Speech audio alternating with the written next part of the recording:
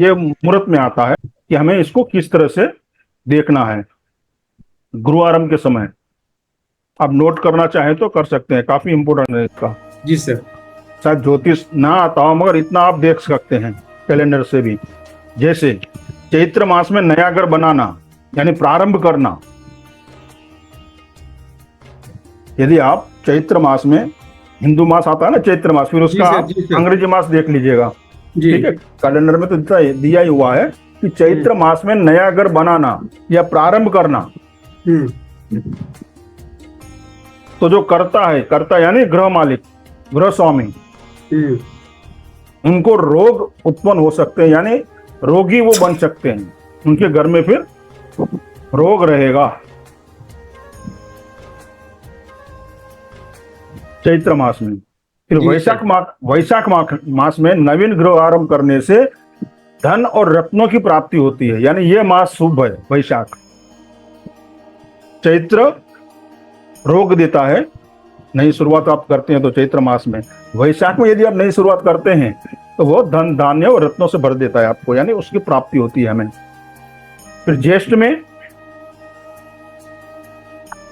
शुरुआत करने से, नए भवन बनाने की शुरुआत करने से मृत्यु तुल्य कष्ट देता है या मृत्यु भी देता है, यानी ज्येष्ठ अशुभ है। और स्लो चलूं मैं, बराबर है आप लिख रहे हो? लिख रहे हैं सर, सही चल रहा है सर। फिर आषाढ़ में नया घर बनाने से रत्न हानि होती है, भ्रात यानी भाई की हानि, भातृ, और रत्न हानि होती है।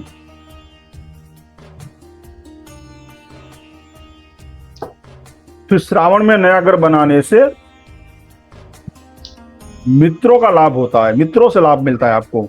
श्रावण में नया घर बनाने से मित्रों का लाभ होता है। फिर भाद्रपद में गृह आरंभ करने से हानि होती है, नुकसानकारक होता है ये, यानी भाद्रपद भी अशुभ माना गया है। अश्विन मास में नवीन ग्रह बनाने से लड़ाई झगड़ा घर में हमेशा बना रहेगा, ये शास्त्रोक्त बात कही गई है।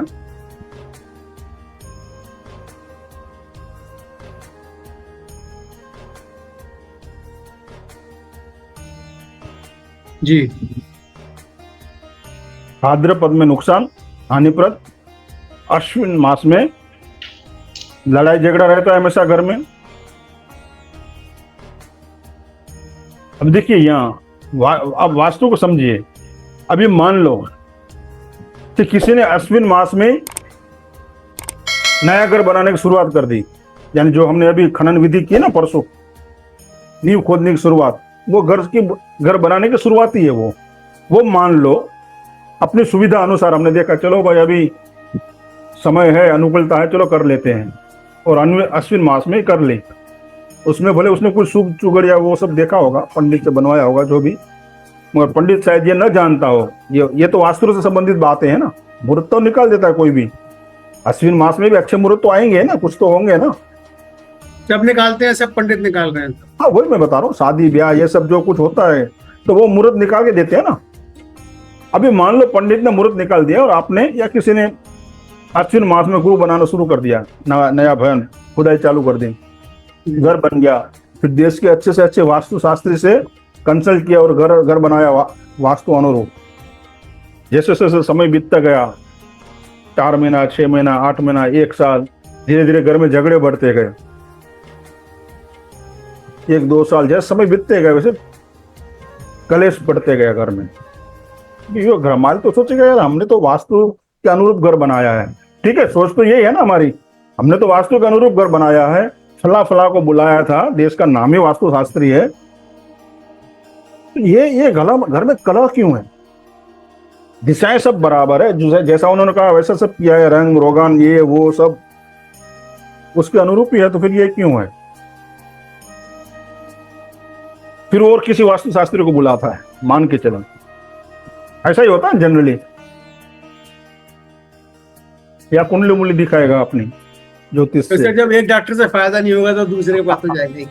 हाँ, देखिए अभी कोई वास्तुशास्त्री आएगा तो देखेगा ना, अरे यार ये तो सब बराबर ही है, वास्तु के अनुरूप सब बराबर दिखता है, हाँ ये सब ठीक है।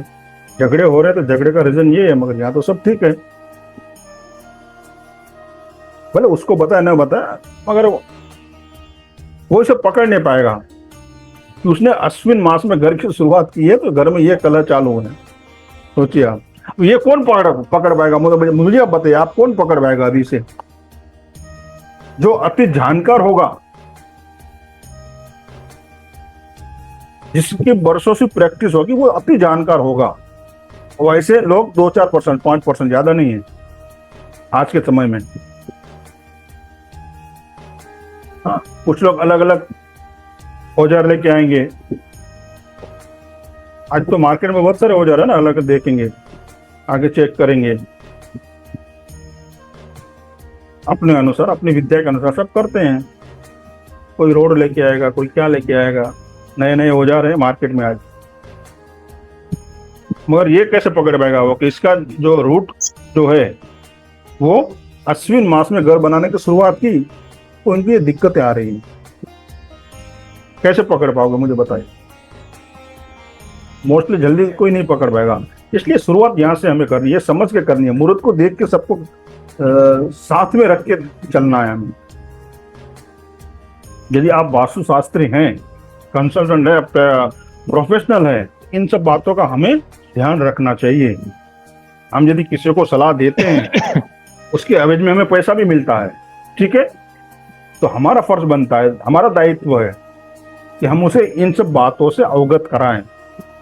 और ये जो बात मैं आपको बता रहा हूं ना, अच्छे से अच्छा वास्तुशास्त्री 1,00,000, 1,50,000, 2,00,000 रुपए लेके भी नहीं बताता है कि आपको इस समय में यह मुहूर्त करना है। पंडित वो पंडित का काम है, इनका काम नहीं है। और आम मानस के दिमाग में यही है ना, वास्तुशास्त्री मुहूर्त थोड़ी निकाल के देगा आपको, वो तो पंडित के पास से जाना पड़ेगा ना। वास्तुशास्त्री को मकान बन गया या बनाना है, उसके अनुरूप वो बोलेगा हमें बनाओ। मगर जो सच्चा वास्तुशास्त्री है, जो जानकार है, ये सब बातों को जानता होगा, पहले यहीं से वो शुरुआत करेगा, शहर से शुरुआत करेगा। मगर आज ऐसे लोग बचे नहीं है, बहुत रेयर है, बहुत कम है। और यही गलती हो गई तो क्या करोगे आप? चोर तो पकड़ना पड़ेगा ना, बीमारी क्या है वो तो पकड़नी पड़ेगा ना, इलाज तो बाद में होगा। कोई डॉक्टर के पास आप जाते हो, एक्सरे वगैरह निकाला है या जो भी लेबोरेटरी वगैरह की, जब बीमारी पकड़ में आएगी तब जाके आप इलाज करोगे ना, नहीं तो कैसे करोगे? इसलिए यदि एक्सपर्ट होगा वो, जो उसकी सालों की प्रैक्टिस होगी, वो ये कर पाएगा।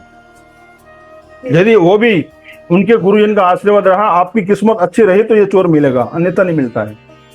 क्योंकि वो यहां से चलेगा ही नहीं, वो अंदर आके घर देखेगा, ये करेगा, वो करेगा, स्कैनर घुमाएगा, पेंडुलम घुमाएगा, रोड लेके आएगा। अगर वो शुरुआत कहां से करनी होनी चाहिए? नहीं तो पहले यदि किसी के घर में कोई दिक्कत आ रही है मकान बनने के बाद भी, या उसने रेडीमेड लिया है, तो पहले नगर दोष से शुरुआत होती है। वास्तु की शुरुआत ही वहीं से होती है। क्या ये नगर उसको सूट कर रहा है? नहीं कर रहा, फिर ये सब करने को कोई जरूरत ही नहीं है। आप सोने के लंका बना तो कोई फायदा नहीं है। फिर नगर दोष नहीं, हाँ ठीक है, उसको कोई दिक्कत नहीं है। फिर आगे का स्टेप जो हम चलते आए हैं, प्लॉट देखा, साइज देखी, रंग रूप, ये सब देख लिया हमने, विधि विधान किया, मुहूर्त देख लिया, ये सब इस तरह से स्टेप बाय स्टेप हमें आगे निकलना है, तब जाके इस चोर को हम पकड़ पाएंगे। समझ में आ रहा मैं क्या बता रहा हूँ आपको? नहीं तो ये पकड़ नहीं पाएगा कोई। अरे सर, लोगों से पूछो कब मकान बनाना शुरू किया, उन्हें यही ना पता होगा, पहली नींव तो खुदवाई, कोई क्या करेगा? तो ये वास्तु इतना है, बहुत सरल, देखिए बहुत सरल है, मगर विधि विधान से करना, जो शास्त्र में बताया उस तरह से हमें करना है। मगर कुछ लोग जो हैं अपने आगे पीछे थोड़ी डिग्री लगा लेते हैं, वो ये समझते हैं कि हमको सब कुछ आता है, अभी हम जो कहेंगे वो सही है। अपनी फिर किताबें लिखते हैं वो अपने हिसाब से, अपने अनुभव से, जो भी है वो ठीक है, अच्छी बात है, लिखना कोई बुरी बात नहीं है। तो ठीक है, इस तरह से। तो यानी मेरे कहने का मतलब क्या है, इस बात को आप नोट करें, तो याद रखें कि हमें किस तरह से आगे बढ़ना है। तो गृह आरंभ करते समय इन सब बातों को ध्यान में हमें रखना है, ठीक है।